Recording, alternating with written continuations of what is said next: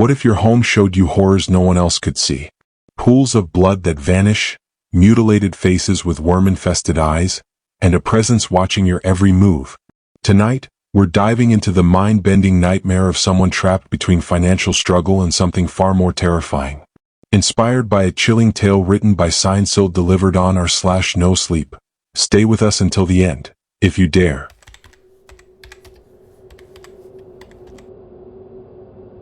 It wasn't the first time I had come home to a pool of freshly spilled blood. The fan was switched on, and the currents of wind blew ripples across the glistening red liquid. I sighed, shut my eyes for an instant, then stepped forward right onto the pool of blood. There was no splash, no sticky squish. I opened my eyes. The pool of blood was gone. I walked right to the kitchen and poured myself a cup of coffee.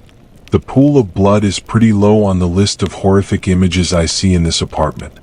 I've seen severed limbs, a mutilated face with gaping, worm-infested eyes, a bunch of hair still attached to part of a scalp.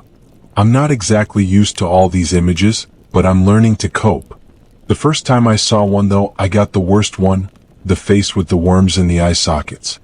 I screamed, turned to run, slammed into a wall, fell back dazed, turned my head to see the same face staring right at me an inch away from my own, screamed again and passed out. The doctor said I was hallucinating from stress. Mood-dependent psychosis or something like that. I saw a psychiatrist, took a bunch of meds, then began to lie that I had stopped seeing the images. They were considering warding me or having me quit my job. In this day and age, quitting my job is not possible. Being warded? A hit on my already sad finances. I could move out. But finding a place with this rent price? At such a good location so that I can save on travel expenses? No way. I mean, it might sound crazy, but I prefer dealing with the images which at the end of the day can't physically harm me, or so I hope, than starving to death on the streets. I just ignore them these days. I used to take photos of the images just to confirm they weren't really there. Not in our plane of existence anyway. But now I just ignore them, walk right through them, and poof, they disappear.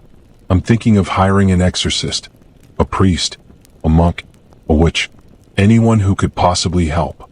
I've bought second-hand religious ornaments and decorated the house with them. A cross here, a Buddha statue there, a Shiva painting at the door. The images still appear. I don't know if I can afford a proper exorcist/priest/monk/witch. The really good ones, based on reviews, are so expensive. And if I were to pay peanuts for a less legitimate one, I might as well save the peanuts for working towards being able to afford another place. They can get distracting. I'm just back from work and I'm here typing away, trying to ignore the torn-off arm dangling by my shoulder, draped over the back of my chair. I know it's not there, and I should no longer be bothered by it after months of seeing it around, but fuck, moved. The fingers twitched. Fuck, I'm just gonna keep typing. Pretend I didn't see it. Something's on my left. Oh dear God. The face. But the eyes. The worm-clogged eyes. They're moving. Staring. Straight into the side of my face. Did it just speak? Leo, it said. I think. I'm going to call the police. Very calmly. If you don't hear from me, if I don't post this, whoever sees this on my computer, please know something went wrong. That those things, they may not be as intangible as I thought. Well, here I am again. The police came. Found me hysterically swatting away at invisible things on my shoulder, screaming my head off, collapsed on the ground, bawling. I have scratches all over my arms and legs. My face too. I had apparently clawed myself bloody. I don't really remember what happened. The psych at the hospital said it's probably dissociation. A defense mechanism. My brain clicked into gear. I remember the name Leo though, even without reading what I had written before.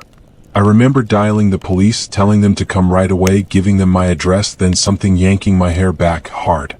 I heard a creak from my neck before I fell back. Then nothing. I'm okay though. Nothing seriously hurt. I'm warded voluntarily, but they got me my laptop and other stuff I need. I'm a danger to myself. I attacked myself based on what the psych said. I'm under mild sedation, so I feel somewhat calmer at least. I did a bunch of research on Leo. I called my landlady. Her voice cracked when I asked her about that name. She said Leo was the boyfriend of her previous long-term tenant, Sasha. Sasha had moved away abruptly. Just upped and left. The landlady never got to say goodbye or talk to Sasha. She just received a text from her about her departure. The tenant had forfeited her deposit. She was in that much of a hurry to leave. The landlady had spoken to Leo, the boyfriend, when he came by to pack Sasha's stuff. He had told the landlady that Sasha had to move for work. I asked her more about Leo. The landlady said he seemed intense, nervous, rather twitchy. She didn't like his energy. We were silent on the call for a long moment before she spoke again. I always wondered if, well, what really happened to Sasha, my tenant. I nodded. It was exactly what I was thinking too. Then I realized she couldn't see me and spoke. Yes. Leaving so abruptly, giving up on the deposit. Did you ever hear about her since? No. Never. The landlady didn't know much about Leo either. Just saw him once when she was over to supervise the fixing of the kitchen plumbing. And when he came over to pack up Sasha's things. Well, Leo was surprisingly easy to find. I typed in his name and Sasha's, the location of our town, and boom. Saw his account. It was private.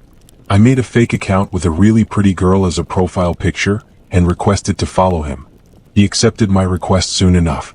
I wanted to deceive him. Build rapport over social media. Build a friendship/flirtatious thing for a while, then suss him out. But I was only going to be warded for 3 days. Maybe 7 if I intentionally failed the evaluation at the end of the 3 days. But then I would miss more work and I could get fired. I had to figure out what was going on in that apartment before I had to go back. I could just move out, yes. But I would lose my deposit if I didn't finish my lease. I would also be homeless. I don't think I can afford to stay anywhere in this city with my pay. This apartment was rented to me at a crazily low price.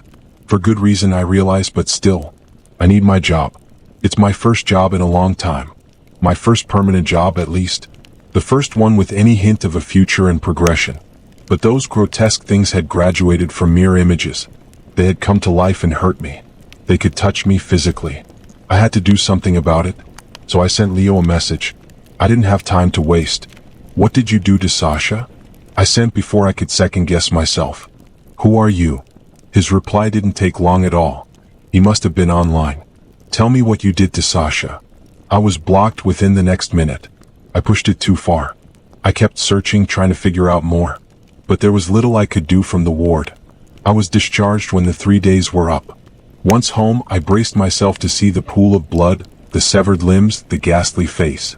What I saw instead was a shadow. I saw it the minute I walked into the living room. Someone was hiding behind my couch. Their shadow spilled beyond it. I froze and my breath caught in my throat. I took a step back, the cold of the tiles beneath my feet matching the cold in my bones. Another step back towards the door. My foot splashed into sticky liquid and I slipped. My head hit something hard as I landed, and darkness tinged the edges of my vision. Then he was hovering over me. Leo. I could recognize him even through my spotted vision and hazed mind. I tried to roll over, but pain bloomed in my head. Don't. I managed to gasp as he leant down and grabbed hold of my ankles. I tried to struggle, but everything felt weak. Objects were swimming in and out of my vision. He dragged me into my bedroom, threw me into the closet, and pulled out a key. I didn't even know my closet had a key. Then he locked me in. Stay in there until I deal with her. You'll be safer inside. Did he say I'll be safer? Then the closet door rattled hard. Something was throwing itself at the door. The hinges creaked with each slam. Tears of horror sprang into my eyes. My heart pounded with each juddering thud. Leo was insane. I leant forward, ignoring the crack of pain that burned through my head. I looked through the slats. Bam. A pair of eyes smashed up against the closet door from the outside, glaring right into mine. Worms wriggled in the soft, squishy, rotten whites and browns within the sockets. I screamed and flung myself back, hitting my already sore and tender head once again. That thing snarled at me. Then I saw Leo leap forward, grab that thing by its hair and yank it back. The same way it had yanked my hair. It snarled, spittle flicking through the slats and landing on my face. The stench that accompanied it flooded my nostrils. It was a mixture of acid and cloying sweetness, overpowering, inescapable. I swiped the slimy spit off frantically, gagging, vomit rising. I heard Leo chant several phrases in a strange language in a sonorous, commanding tone, then fling something at that thing. At that head. Then I saw it. Severed arms creeping up behind him. Behind you. I yelled before I could stop myself, before I could wonder if Leo was on my side. Leo turned, leapt free of the arms that grabbed at his ankles. The fight went on for a long time, but those things and Leo were no longer within view from the slats. I sat still, listening to the sounds of a major scuffle. Thuds, snarls, shrieks, groans, crashing furniture. Then silence, save ragged breathing. Footsteps. I held my breath and shrank into a corner. The closet doors swung open. Leo. Bloodied, bruised, but with a triumphant look in his eyes. My heart leapt with hope, then skipped a beat in fear. I wasn't sure what Leo was. He seemed to have wanted to keep me safe, but I had no idea what he truly wanted. Who he was. If he was good. Evil. She must have loosened the box, he said. She must have what? I asked dazed. Sasha's mother. She must have loosened the box. Sasha's mother? Box. The landlady. You've met her? She's Sasha's mom. She's what? Leo told me the story then. How Sasha had died while they were dating. Sacrificed in a ritual by two crazy friends of hers. In the guise of a retreat, her two new friends from work had lured her into an isolated cabin in the woods. Killed her. The two friends had eventually died too, before the investigation could be completed. But Sasha had come back. Or something had. She came in the nights. Haunted Leo. It was then that he suspected Sasha, or the thing that she had become, had killed the murdering friends. Sasha's mother and him had worked together to trap Sasha.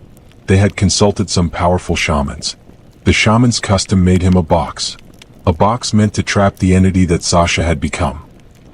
Shamans? I mumbled, remembering my list of potential people to call. Monks, priests, witches? Why hadn't I thought of shamans?